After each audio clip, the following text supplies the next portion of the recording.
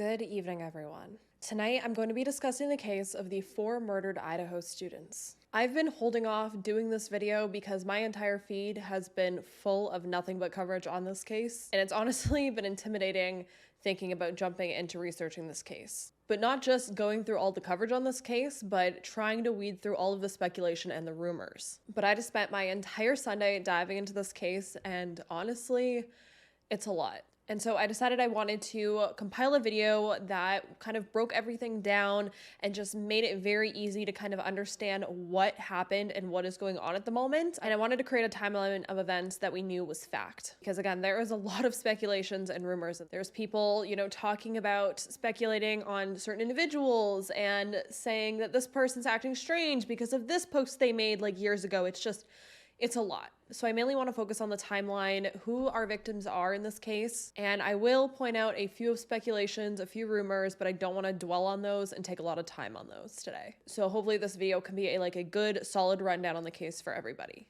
The murders of the 4 University of Idaho students takes place in Moscow, Idaho. Moscow is the home of the University of Idaho, and this college town is in northeastern Idaho near the border of Washington state. It also has a population of around 25,000 people, but despite having that many people living there, people describe it with a small town feel. Before the murders of these 4 students, Moscow was known as a safe place to live and go to school. On top of that, there hadn't been a recorded murder in Moscow for over 7 years. Residents and students alike all agreed and said that they felt safe living in Moscow. On top of that, the University of Idaho's website speaks about how Moscow is known as one of Idaho's most walkable cities. People are said to be very friendly there. It's an outdoor lover's paradise, and there's great eats. It is literally called the perfect college town. And from photos that I've seen of Moscow, it looks like a beautiful little town. This website also states that it is a safe place to live, citing that Moscow regularly ranks on the top 25 safest cities in Idaho. According to cityratings.com, the violent crime rate here is 82% lower than the national average.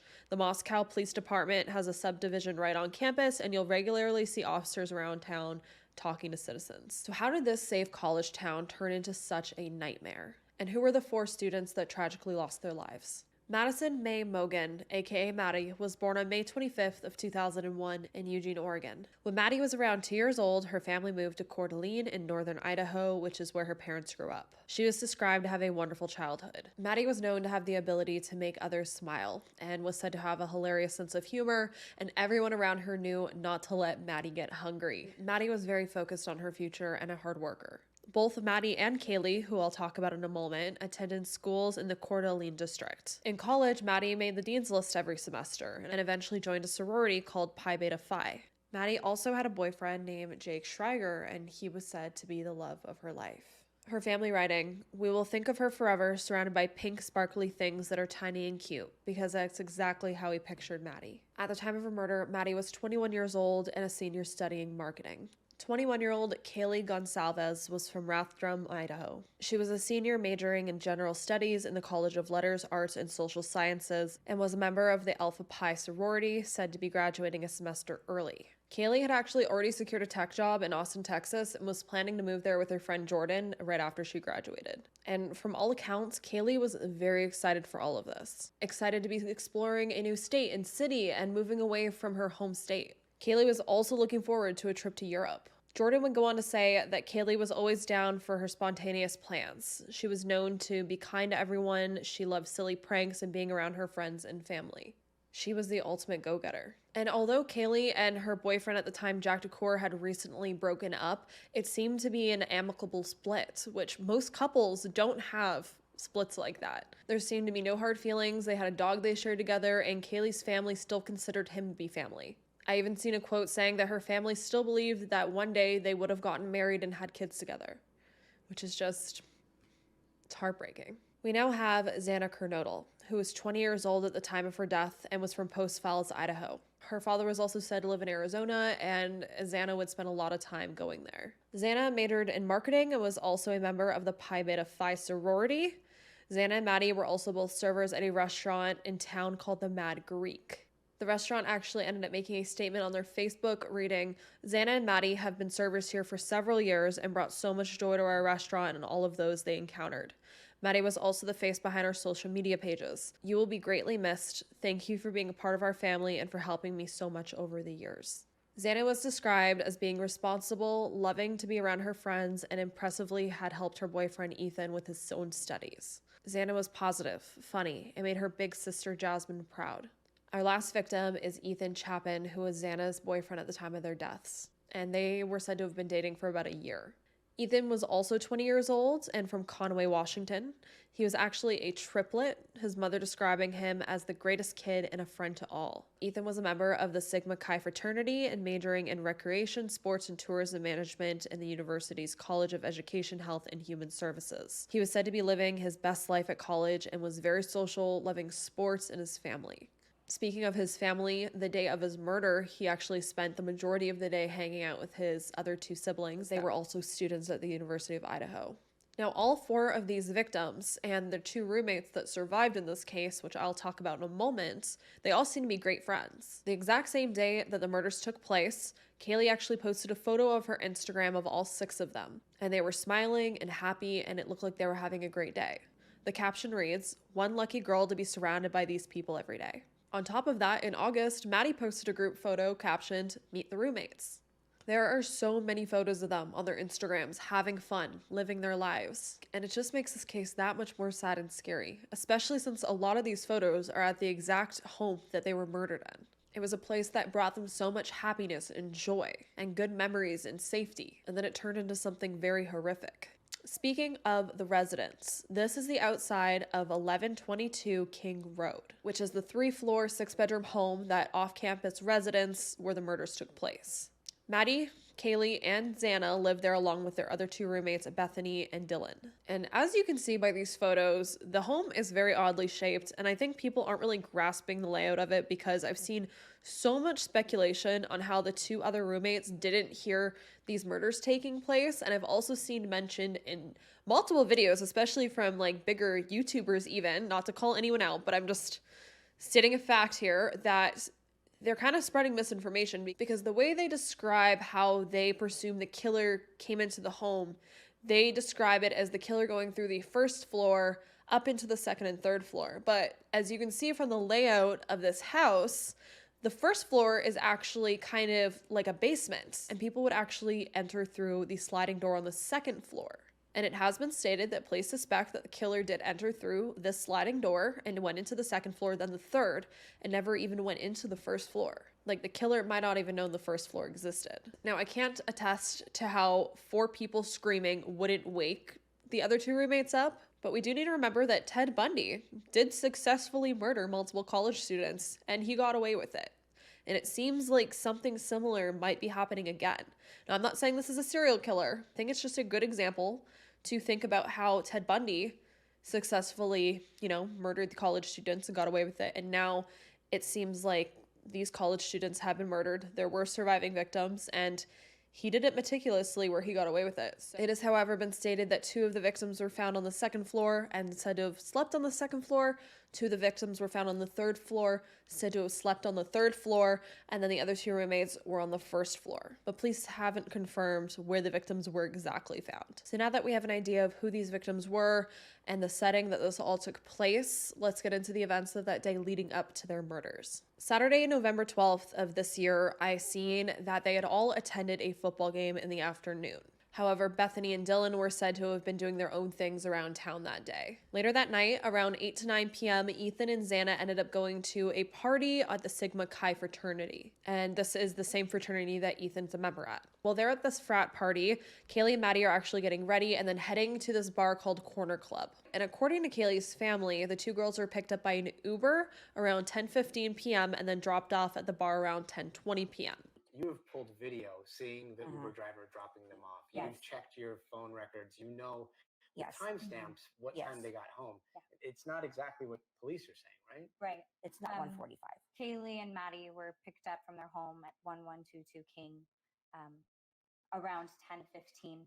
It's about a 5-minute drive down. So they arrived to Corner Club around 10:20, which is different than what was released at 10. And after leaving the bar, Kaylee and Maddie were actually caught on a Twitch live stream at a food truck called Grub. And this was around 1:30 in the morning. And the footage from this Twitch stream is actually extremely valuable, and there's audio to it. There's like multiple different camera angles, and you can see the girls and you can hear the girls ordering their food. I'll have a video of it linked down below. I would like the carbonara.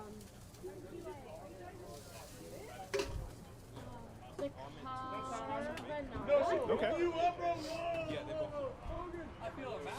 But if I have like a free grub truck on my app. But you can see the girls and hear the girls ordering their food, and they're hanging around for about 10 minutes waiting for their food to be done. And as you can see in the footage, they look happy, healthy. They do seem a little drunk, which I'm not surprised. They were at a bar all night. But the big thing that came from this footage was a lot of speculation about this guy in the hoodie. So when you see Maddie and Kaylee enter the frame, you can see this guy with a hoodie walking along with them. But when the girls go up to order their food, he goes and stands kind of back in the crowd and is waiting, kind of like lingering around while they order their food. But once the girls, place their order and they wander off camera, you can see in a different camera angle, the girls are off to the side. The guy with the hoodie ends up wandering back over to them and like hovering around them again. But it seems to me like he knows them. Just the way he walks on camera with them and then he goes back and stands with them. It's not like he's standing back the entire time and not chatting with anyone around them and just being creepy. I don't know. People are describing it as creepy, but I don't know if I find it that creepy. And from all accounts that night, people that were actually there at the food truck that interacted with this guy, no one calls him creepy. Everyone says he seems like a normal, nice guy, which I know could amount to nothing. There's a lot of people that are described as nice guys and turn out to be bad guys, but I'm just gonna say it now, this guy's been ruled out. But there's been a lot of speculation on it, and this is the kind of stuff that was kind of making me steer clear of covering this case and like researching this case, because there's just a lot of just speculating. And I love a good speculation, but it's when it gets out of hand, when it's just too much. Back to this Twitch live stream footage. So Kaylee, Maddie, and Hoodie Guy are standing there waiting for the food to be done, and then this other guy wanders over to them and starts chatting with Hoodie Guy. And the second man is found out to be named Joe Vidit or Vidot. I don't know how to pronounce his name, I'm sorry. But Joe had actually been at Corner Club earlier that night as well, and he remembers seeing Maddie and Kaylee at the bar. Joe was actually quoted saying, "A lot of guys were talking to them at Corner Club." He went on to describe as very drunk, saying the taller girl with the pink on, she was glass-eyed. Joe actually ended up leaving Corner Club before Maddie and Kaylee did, but then they all kind of ended up at the Grub food truck. The food truck wasn't that far away from Corner Club. It was a very popular spot for college students to go late at night when they were drunk. So I'm not surprised that they all kind of ended up at the same spot around the same time. But this is when the girls were seen with Hoodie Guy on the footage, and Joe actually had quite a bit to say about this interaction. Joe ended up saying, "I saw the Hoodie Guy show up with the two of them. The vibe I got from him is that he's super nice. He was trying to help them get home safe. He was funny, he was nice, he was there to make sure they got home safe because they were super drunk. I thought he was a solid guy. Believe me when I tell you, his vibe was not bad." And Joe must not be lying, because police do end up finding out who Hoodie Guy is, and they actually end up ruling him out. But it's not been released who Hoodie Guy is. There's actually, again, a lot of speculation online in web sleuths and Reddit on who Hoodie Guy is. I'm not going to mention who it is because I don't think it's relevant at this moment. There is a speculation of a certain individual that people think it may be, and I've seen another YouTuber actually bring up like his Facebook posts and all of this stuff. But at this very moment, I haven't seen any like law enforcement, actual reporters, nothing talk about this person. So I'm not going to bring them up right now. I might take that back in the future and speak about him. But as of right now, I don't want to talk about that because I don't think it's like solid actual evidence or proof. There's nothing to say that this guy was this guy. Although I do find it weird that police won't just outright say who the Hoodie Guy was. Either way, from all accounts and from the footage that was seen on this Twitch stream, everyone that was hanging around this food truck seemed to be having a good time. But after this interaction, a dark four-door sedan ended up showing up, and according to Joe, a guy got out and yelled, "Hurry up." I saw them get into the car and it looked like they just ditched him. Then there's this interaction between Joe and Hoodie Guy where Joe ends up saying, "Bro, they're leaving." Hoodie Guy responds, "What the fuck?" And then Joe says, "I said sorry, brother." This vehicle, this driver, has been described as a private driver by media sources and law enforcement. But I have seen the family mention that it was an Uber. But at the same time, it's not being said it's an Uber. This information on this private driver is very confusing. We know that Kaylee called for an Uber at 1:45. He arrived at 1:49, got in the car around 1:50. It's about a 5-6 minute drive. They arrived home at 1:56. Is it frustrating that your timeline is based on timestamps from videos and phone records, and their timeline doesn't exactly match yours? I just feel like there's a reason they're just putting it out, the estimate. I don't know, because they do have that information from us, and they've asked us where we have gotten that information, and we have concrete backing. She put it together.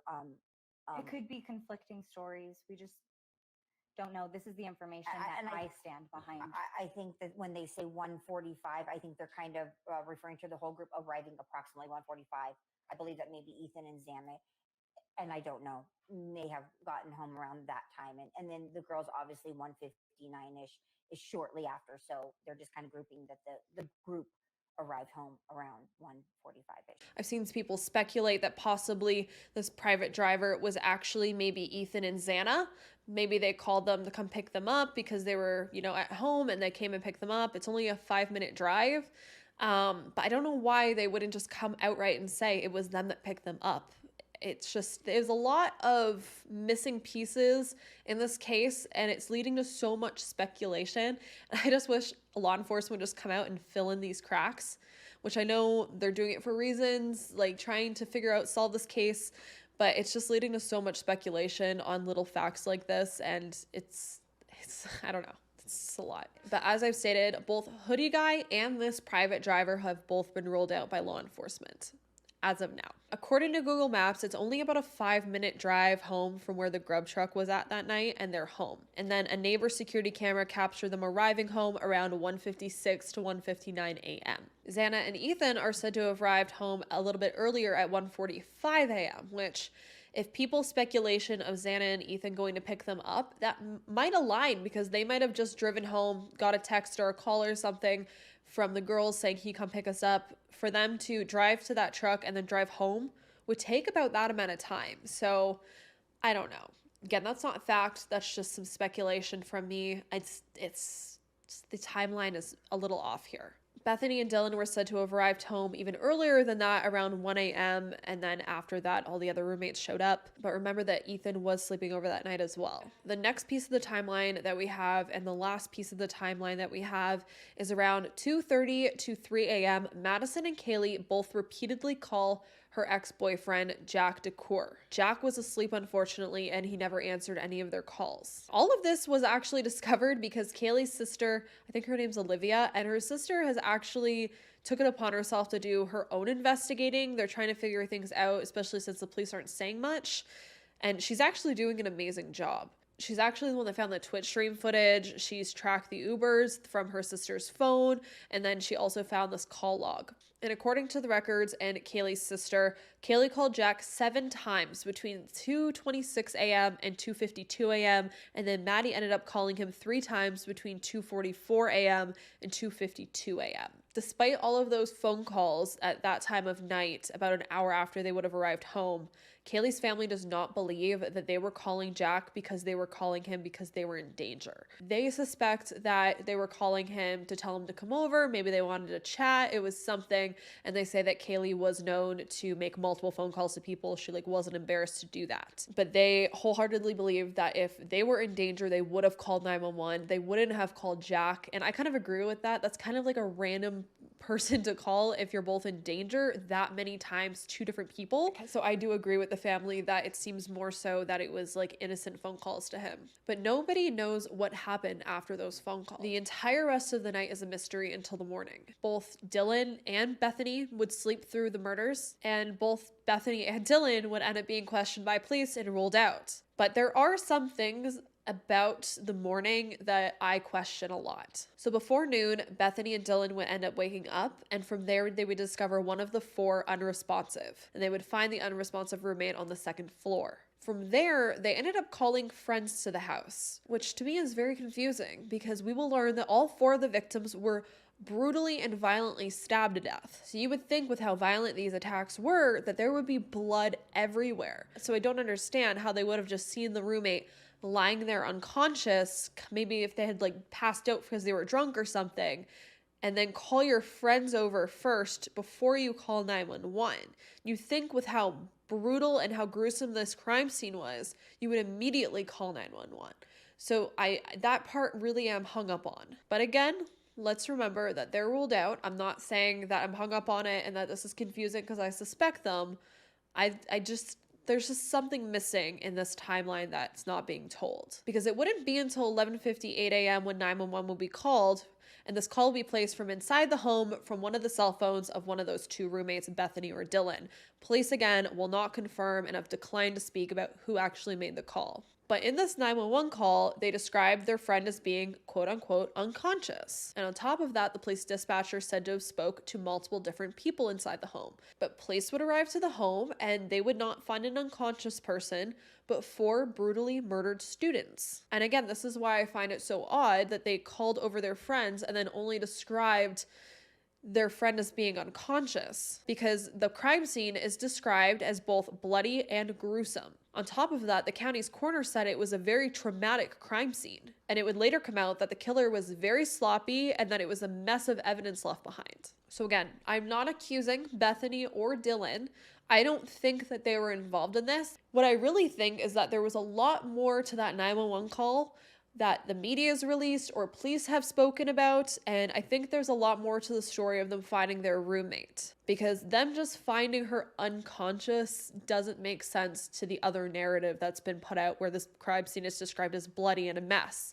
You think you would call saying, there's blood everywhere, my friend's not moving, I can't get her to wake up. Like, you think the wording would be different. And then on top of that, you wouldn't call friends over first to be like, hey, look, there's blood everywhere. It doesn't make sense to me. There's holes in this plot.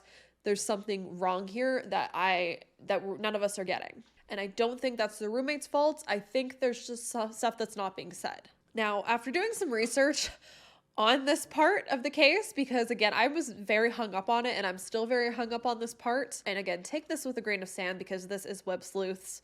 It's a lot of speculation, but I just wanted to include it because again, I'm very hung up and I was like trying to rack my brain on how to make sense of that information of the unconscious, the phone call, the friends coming over, I don't know.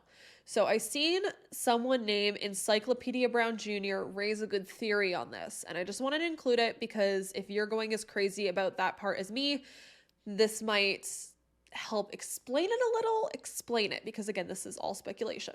And I'm going to paraphrase what they said because it was a giant paragraph, and I just want to include the part that I found interesting. So their theory of what might have happened during that time frame of the roommates waking up and discovering their friend unconscious is that maybe one roommate woke up, went downstairs to the kitchen on the 2nd floor, and noticed something was off. Maybe blood, just maybe something. So then they ended up knocking on their roommate's door on the 2nd floor, and when they got no response from knocking on the door, they tried to get into the bedroom. The door was locked. They couldn't get into the bedroom. So then they ended up going outside because, again, this is the 2nd floor and the 2nd floor was on ground level. And they ended up looking through the window of this roommate's room. And that's when they seen through the window that their roommate was unconscious. That theory makes a lot more sense to me than them just discovering their roommate like unconscious on the floor, especially considering how bloody they would have been and the area around them would have been.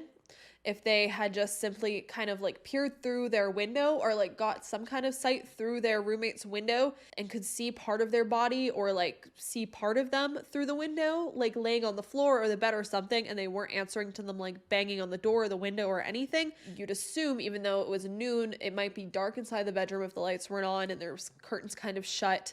So possibly they might have just seen them and thought they were, passed out, or maybe they had drank too much and had maybe alcohol poisoning or something, and that's why they maybe called their friends over to try to help them get in or something, and then realized they couldn't, and that's when they called 911 to say that their friend was unconscious. They didn't suspect that, their friend had been murdered, clearly, or you think that would have been reported. But again, this is all speculation. Hearing that theory brought out made that make a little bit more sense to me possibly, and I wasn't as hung up on it anymore, but that's one part of this case that I would really like to kind of sort it out a little more. And I also wanted to include this theory and kind of spend a little bit more time on this section of the timeline in this case because There's been so much speculation on these two roommates, and I personally feel very bad for them. I do not believe that they're involved. Again, police have ruled them out. These two girls essentially survived being murdered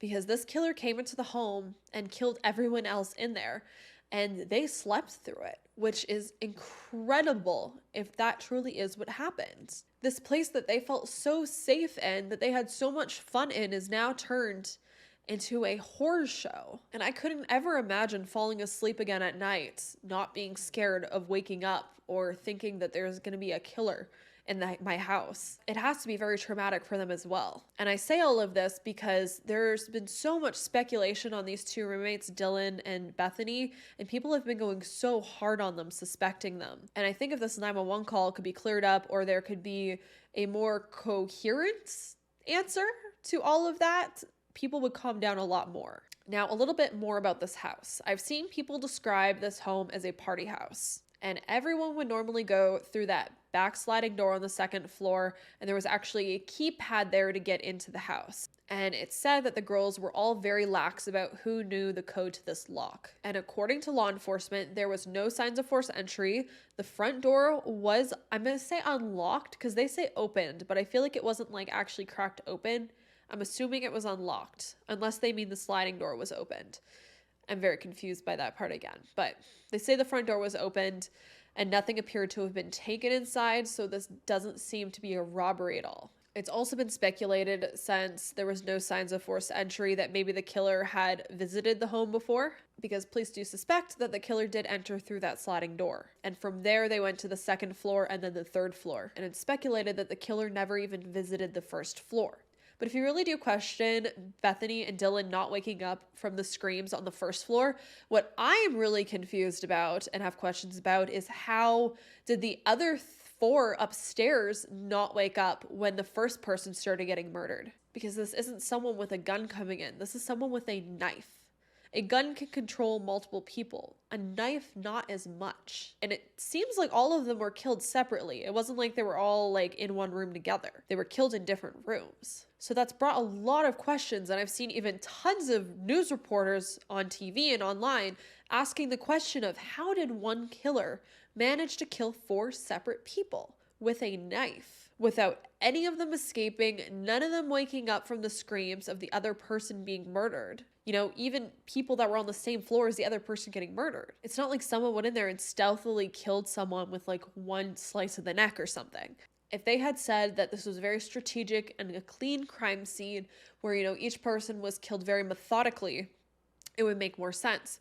But for how many stab wounds it said that each victim had, which was multiple, you don't just die from one single stab wound and be quiet. It's not like the movies. Even if the first stab wound is a fatal stab wound, it's going to take a second to die. And unless, you know, your throat is slit or something, you think that you'd be able to scream. It is stated, however, authorities do think that the killer was skilled with a knife, but that doesn't mean he was strategic with the knife, especially since there were so many stab wounds. And all 4 victims were said to have been on the second floor and the third floor, and according to the coroner, they were found in bed. Yet the scene was so messy. Now, we do have to consider, despite the speculation of why they wouldn't scream or why the screams wouldn't have woken up the other roommates, we do have to consider that they were all probably pretty intoxicated, especially the ones that have been out drinking at the bars all night. And I know some people, when they're that intoxicated, you cannot wake them up for anything. So that might explain them not, you know, waking up from the attack, or if they did wake up, they were not fighting back as hard as they normally would because they were groggy and still drunk. Either way, it's still very confusing. The coroner would estimate that Kaylee, Maddie, Ethan, and Xana were all killed around 3 to 5 a.m. They died from homicide, and some had lethal stabs to the chest. The coroner would also mention that a large knife had been used. I've also seen mentioned that authorities suspect it to be a cabal knife. Xana, however, was said to have extensive bruising and self-defense wounds on her, and it seems like her father also confirmed this. That leads me to speculate if the killer walked into the bedroom, and you'd assume that Xana would be sleeping with her boyfriend Ethan, that logically the killer would attempt to attack Ethan first because he'd be more of a threat than Xana would be. And while the killer was attacking Ethan, possibly Xana woke up then, so that gave her more of a chance to fight back. and it said that she did in fact fight back. So again, this is just a theory, but let me know how you feel about that. The coroner, however, would also state that there was no signs of SA. It would also come out that Kaylee's dog Murphy had been at the house at the time, which makes me then also speculate, was the dog not barking? I mean, animals, when they're in fear, do hide sometimes instead of bark, but you'd think if there's a stranger in the house running around attacking people that the dog would bark. But again, I don't know. And I honestly haven't seen many people talk about the dog and the possibility of the dog barking. I haven't seen any of that spoken about either. But the dog Murphy was found. He was perfectly fine. The killer didn't attack the dog, so Murphy is fine and he's currently in the care of Jack right now. So after the police arrived at the crime scene, did their initial work, the FBI would be called in the following day. Classes would also be canceled as fear took over the town. On November 16th, it would come out that an edged weapon such as a knife was used. Police and FBI would also announce that they were unable to determine if the public was at a greater risk and remind residents to stay vigilant. On November 18th, the detectives started searching 3 dumpsters, which they later said did not contain much evidence. Moscow Police Chief James Fry also said authorities have received nearly 650 tips and conducted 90 interviews so far. As of November 25th, 113 pieces of physical evidence have been collected and sent to the state's crime lab for analysis. Governor Brad Little has also directed up to $1 million in state emergency funds towards the investigation. Now, despite all of that, still no suspects have been arrested. No one's been called out as a suspect. The murder weapon hasn't been found yet. There's pretty much nothing in this case so far, despite all of this. Police have, however, come out and said that they feel that this attack was personal and targeted. We also don't have any suspects, but we do know who has been cleared so far, which I think is also very helpful information because that means that police are looking in other directions. They're not being hung up by these certain individuals. Although I will say that everyone online is still hung up on these individuals. And these individuals are as follows. The driver that took Maddie and Kaylee home that night has been cleared. Again, we don't know who this driver is. Kaylee's ex-boyfriend Jack has also been cleared, or at least is not a suspect, and her family is standing behind him and is very confidently saying that they do not believe Jack would have ever been involved in this. Police have also come out and said that the male in the grub truck surveillance video is not believed to be involved in the deaths either, but they didn't specify a name, so I'm pretty sure what they mean by that is hoodie guy, but there was multiple different people talked about in that surveillance footage. That guy named Joe, there's hoodie guy. So what I'm assuming is they mean hoodie guy has been interviewed. But again, they haven't released who hoodie guy is. So there's all these people that they're saying are ruled out, but they're not saying who these individuals are, which I get because I guess they don't want to like bring people's names into this that aren't involved. But at the same time, it's just making people speculate so much. I wish they would just say like the driver and hoodie guy are X, Y, and Z. That's it. They're not involved. End of story, but they're not. But back to who's rolled out. The 2 roommates and those friends that were called over that morning that were involved with the 911 call, they have all been ruled out according to police. Maddie's boyfriend, Jake Schreiger, has also been ruled out as well since he was allegedly in Boise at the time. There's a couple more things I wanted to mention that I've seen brought up before I get to the end of this video. And these are some big speculations that people have brought up that police have also ruled out. First was that there were animals being skinned and killed in the weeks before the murders. Police have said to have investigated and determined that the animal deaths were not related. Investigators said that they have been told during interviews that Kaylee had made some comments about a stalker, but police were unable to corroborate the information, and her sister was also not aware of this statement, apparently. There were also numerous phone calls about a double stabbing in Pullman, Washington in 1999, and there was also another stabbing in recent times as well, sometime in the town, but police said that they have no evidence to show that it was related to the stabbing of the 4 students. That's what we know isn't involved as of now. But that doesn't leave anyone with much because there's really not much else. This town is now living in fear with a killer on the loose. Many students ended up actually going home early for Thanksgiving to distance themselves because they didn't feel safe walking around this town. Now there's even talk about the classes for the university being moved online. Kaylee's sister made a statement that I thought was very powerful, and she said, "They were smart, they were vigilant, they were careful, and this all still happened. No one is in custody, and that means no one is safe. Yes, we are all heartbroken. Yes, we are all grasping. But more strong than any of these feelings is anger. We are all angry. We should be angry." And I think she is 100% right. The 4 that were murdered were your average college students. They weren't high risk. They weren't out doing high risk things at the time of their murder. They went out to a bar. You can say it's a little bit high risk, but it's not like they were walking down dark alleyways after the bar. It wasn't like, you know, they were wandering a busy, dangerous city. This town wasn't known to be dangerous. They weren't stumbling around the streets drunk all night. They got a ride home safely. The other roommates came home and, you know, were not known to be doing anything crazy that night either. Regarding who the killer is, no one knows. There's no evidence at this moment that's pointing towards anyone. And no one even knows a motive either. Who would kill these 4 average normal students who were just living their lives, going out to bars on a Saturday night, making TikToks, taking Instagram photos, just your average normal sorority kids. Yet they were all murdered in their beds and the killer's still on the loose. So how do you all feel about that? I hope I broke everything down clearly enough for you all and I didn't go off script that much. Let me know down below if I'm speculating too much about certain things or if I'm not speculating enough about other things. But again, I think there's just too much speculation in this case. I try to not really speculate too much. There was just a couple of things that were bothering me personally about the timeline. But when it comes to like certain individuals and whatnot, I just don't see spending, 40 minutes chatting about the certain individual at this point in time. Again, in the future, things might change, but I don't know. How do you all feel about this case? There's so much, yet so little, I feel like. Is there anything that you specifically want me to make a video on this case and like maybe dive deeper into? I'm definitely open to doing that within reason, but let me know.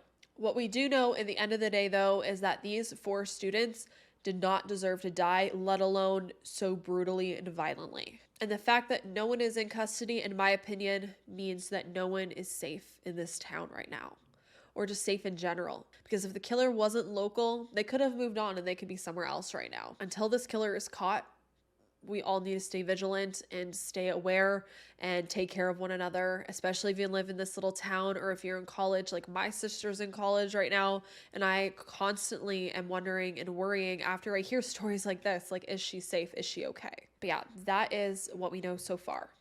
If you are not subscribed, I would really recommend you hit that subscribe button and turn on the notification bell so that you're notified. It really does help me out to be able to continue to create videos like this, shed light on cases like this, and continue conversations like this. As always, if there's more updates on this case, I will continue to bring them to you all. I hope you all stay safe out there. And with that, I'm going to let you all go. I will see you in the next video, and hopefully we'll have more information next time I'm back. Have a great night, everyone. Bye.